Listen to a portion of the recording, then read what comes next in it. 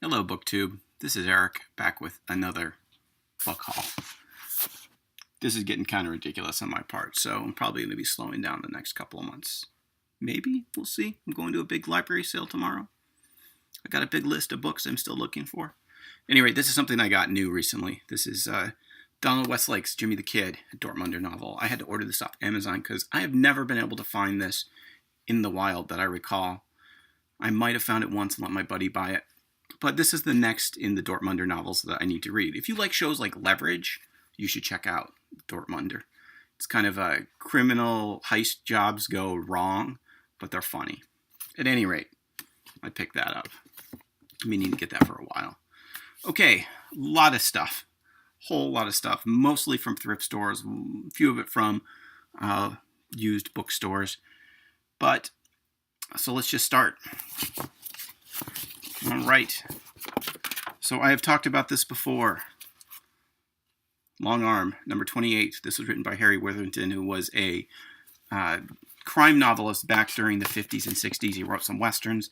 That was from his late period. These guys had to work. Basically, his books in that series are crime novels. Long Arm goes out someplace and solves a crime. I used to have all of these. Every single one. There were 17 of them. I used to have all 17 of them. I sold them off years and years ago. But I'm getting a little nostalgic, and the men's pulp adventure of the 70s and 80s groups, a group keeps posting this stuff, so sometimes I pick it up. Another one I picked up because of them. I saw one of these at a book sale, and I passed on it, and I wish I had it. But this is Pepperoni Hero, which I hear is a Travis McGee, just as the cover copy says, kind of ripoff, and it was 75 cents, so sold. So I went to this paperback place that was changed hands since I was there last, and things have moved around, and they don't have quite as many adventure, horror, or westerns as they used to, so I don't know if I'll go back out there again anytime soon, but I wanted to make sure that I checked out and saw what they had. Speaking of men's adventure stuff, I bought two of these.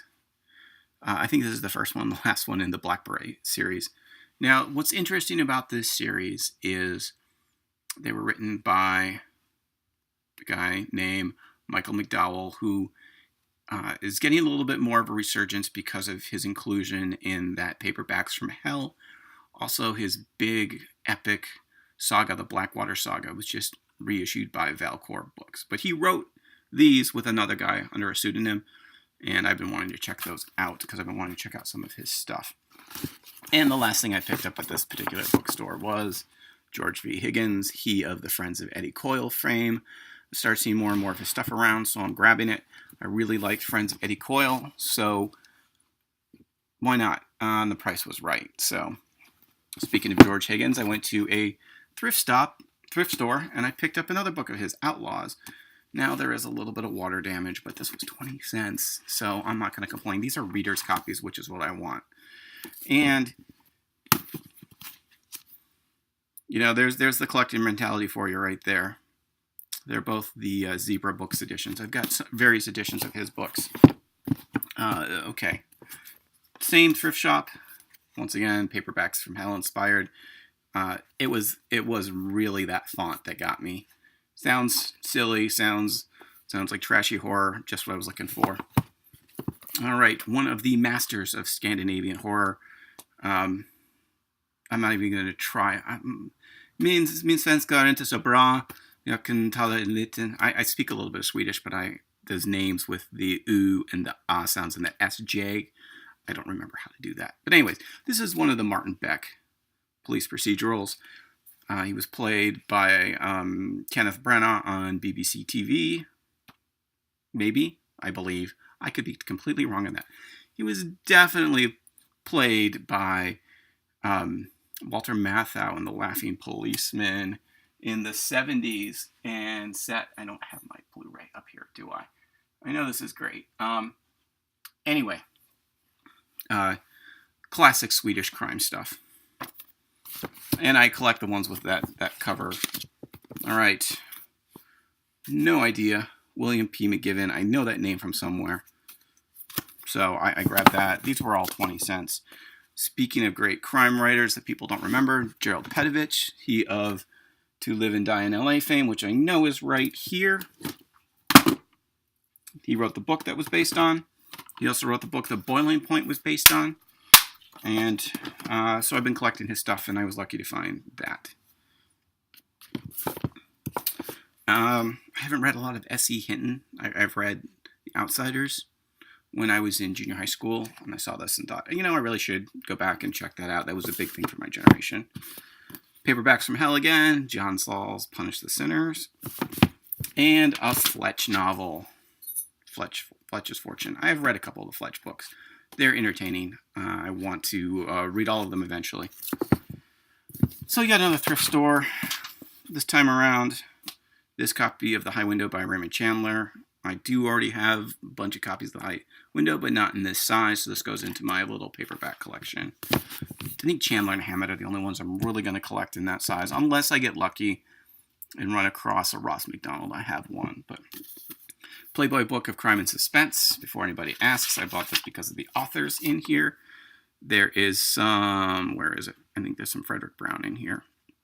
There was somebody, Wade Miller, that's who I grabbed it for. And Charles Beaumont's a name that I know. And I could have sworn there was a Frederick Brown story. Anyway, Richard Matheson, that was another one. So I picked that up. So in another trip to another city, more. I've never read Dean Koontz. I've got a bunch of his books, but I saw this for cheap, The Companion. I figured, hey, that might be interesting to read as well. And it's edited by Ed Gorman, who's a writer that whose work I enjoyed. Outrun the Dark. This also looked like some Paperbacks from Hell kind of nonsense, so I picked that up. So then I hit the motherlode of horror paperbacks, which I have been finding a lot of lately, and maybe it's just that I'm looking. 60 cents. Brian Lumley, House of Doors. The only reason I'm talking about the prices, I'm not bragging that I found these cheap. I'm saying that you can find them out there inexpensively, different places. Different thrift shops have different price points. I go to some Salvation Armies where they're 20 cents each and some where they're 80 cents each. So this was from a Volunteers of America thrift shop. Vampire Papers.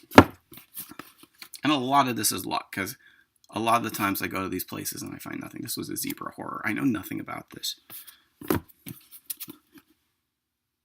Whitley Strieber. And McCameron's Stinger. Okay, so then I went to another Salvation Army, which I do more in my life than just go to thrift stores, by the way. But that's one of the things I find the most fun these days. Got a copy of the American Detective anthology. This has got a whole lot of... This is the Oxford Book of American Detective Stories. Poe,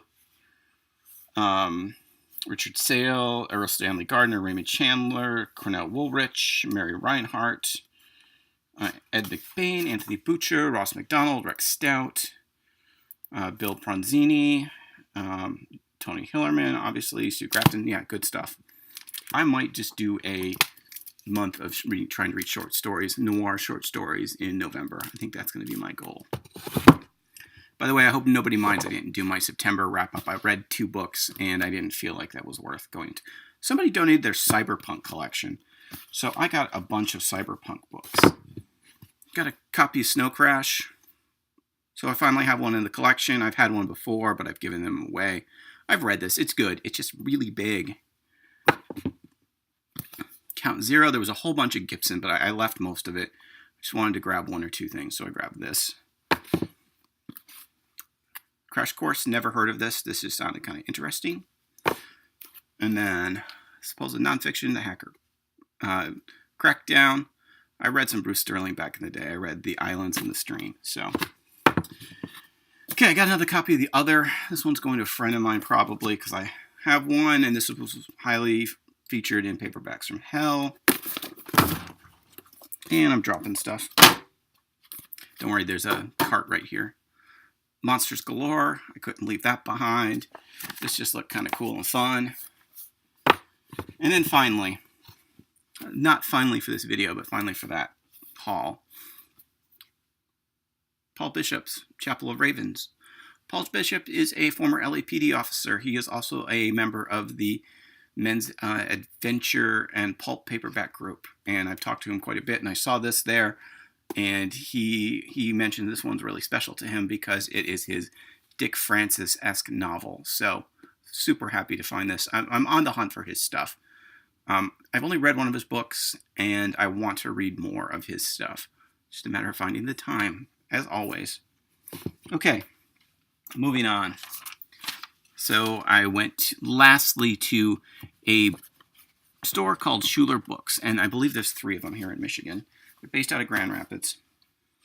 And they do used books. So you have new and used. So I found a couple of things. I found William P. McGivern. Wait a minute. So I guess that's where I know the name from. Anyway, he wrote a lot of classics. He wrote The Big Heat, which is a great noir movie. I saw this and was immediately attracted to a nice, clean copy. So I'm looking forward to cracking this one open at some point. Put that one back there, that one down there. Okay. Next. More crime anthologies. So this one goes on the list for November. Let me see. Here's the author lineup. There's the Frederick Brown I was thinking of. So definitely looking forward to checking that one out. One of my friends on Facebook, Heath Lawrence, who's a writer, has been addicted to these, so I picked up one of these. I'm picking these up if I see them. I love that cover. That's great. This is an anthology of horror stories or creepy suspense stories. Robert Bloch wrote Psycho. Fletcher Flora is a name that I've heard. John Lutz, I know. Anyways, looking forward to checking that one out. Once again, more men's adventure stuff that I used to own all of. So this is actually the same author as They Call Me the Mercenary. I used to have all of these, sold all of them. Nice quality copy of this. A little bit of spine crease there, but yeah. Finally, from the cheap bins, N.J. Williamson, horror, paperbacks from hell. Once again, I never read any stuff back in the day. And more men's adventure, D.A. Hodgman, Stakeout Squad. I read this back in the day, and I remember they were pretty good. Okay, so where do I go from here? Let's do these. Yet another day, yet another set of thrift stores. More of these Dark Angel tie-in novels by Max Allan Collins. Where are we at time-wise here? Wow. I dig Max Allan Collins, so I figured I'd grab those. This looked interesting, and I think it's the basis of the movie from the 70s with... Who am I thinking of? Oh, come on. I'm 12 minutes into this. I'm not stopping and editing it. It's from MASH. No. Okay. This is frustrating to me at the moment. I'm hoping everybody's having a good laugh at my... Here we go. MASH. Blah, blah, blah. Elliot Gould. Thank you. All right. Elliot Gould. And then this just looked really interesting. Philip is a Farmer, kind of horror stuff. So I grabbed that. All right. So we're almost done here. And now is the part when I'm out of order. I like to do these in order, but horror stuff that I just thought, hey, that looks kind of interesting. Paul F. Wilson, one of those horror writers. Biography of Dashiell Hammett.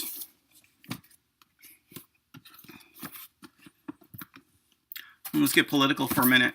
Biography of Eisenhower.